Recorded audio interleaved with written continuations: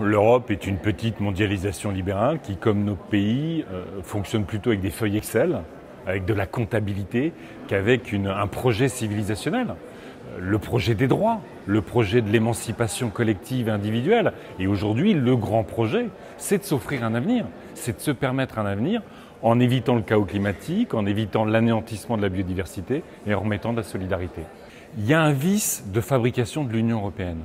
On a fait les consommateurs, on a fait le marché, on a fait l'agriculture, mais il n'y a pas de politique industrielle commune.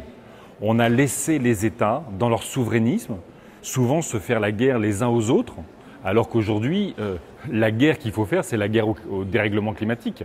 C'est protéger nos industries, nos emplois, face aux Chinois, face aux Américains et à toutes les formes de concurrence déloyale. Donc on a besoin absolument de construire des géants européens et des PME sur la transition énergétique, sur la santé, sur le numérique, sur tous les secteurs d'avenir, parce que les fusions entre groupes européens, ça ne construit pas des géants européens, ça construit juste des fusions.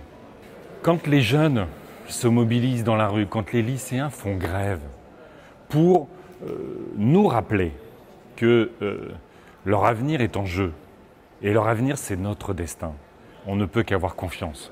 Il y a des stratégies de repli, il y a des stratégies de déni, il y a des stratégies de communautarisme, d'identitarisme, il y a plein de choses qui rendent notre société un peu moisie parfois. Mais il y a aussi un formidable espoir. Il y a plein de personnes, d'entreprises, de collectivités, d'associations qui agissent. Et l'enjeu, c'est que ce qu'ils font de bien pour la société, ça ne soit plus en marge des politiques publiques, ce soit au cœur des politiques publiques. Et à ce moment-là, si on se réconcilie avec notre futur, on se réconciliera un peu plus entre nous.